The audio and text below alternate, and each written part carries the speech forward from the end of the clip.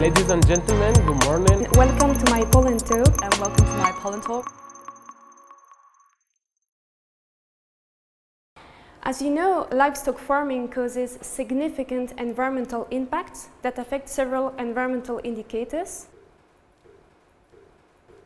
And in 2017, of the 5 planetary boundaries that were at the time in a high-risk zone, agriculture and especially livestock farming was the main contributor to 4 of them. And then in 2020, it was highlighted that almost half of current food production relies on planetary boundaries transgression.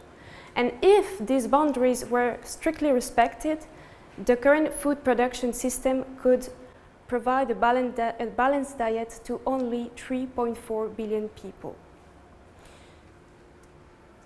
It's also worth noting that the daily consumption of animal protein has increased by around 30% in rich countries since the 1960s, and the global demand for meat is expected to increase by 78% between 2005 and 2050.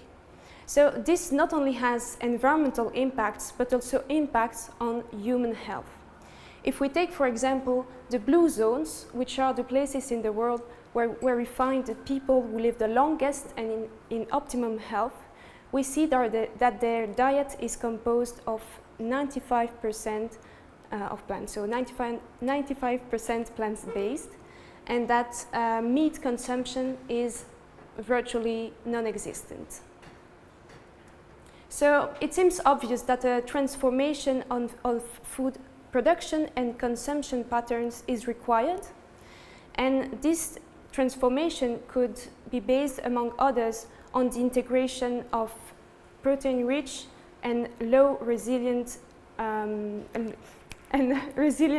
low-impact and protein-rich foods that could partially replace animal proteins for human use and livestock feed.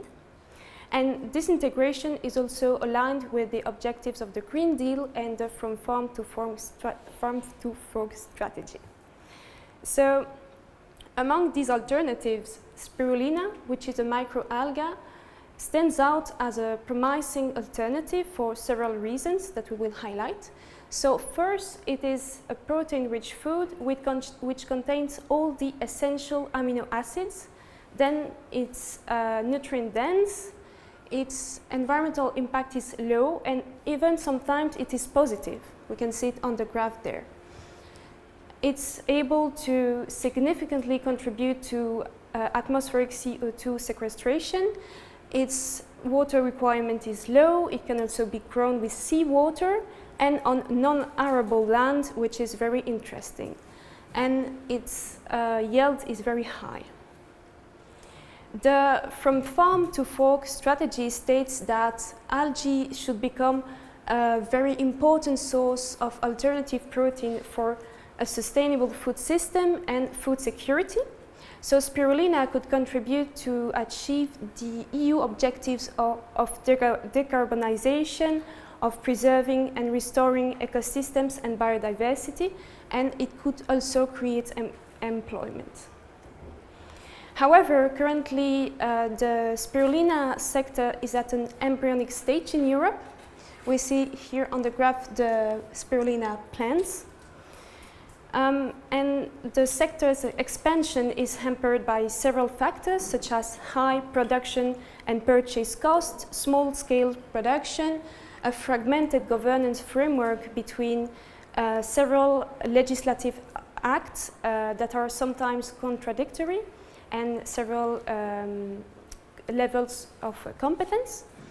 The domination of the livestock lobbies in the political debate, as well as the lack of consumer awareness of the potentials of spirulina. Now let's give some recommendation to the EU. So first, I would advise to improve the governance framework and the legislation around algae production, then to support consumer awareness of the environmental and health benefits of spirulina, Then to support the development through EU research programs of efficient and scalable spirulina farming techniques. And finally, I would advise to promote the replacement of fish-based and soy-based feeds by algae-based feeds in livestock and aquaculture. So these recommendations are leverages to the expansion of the sector, which could eventually contribute to the decoupling of food production and its environmental impacts.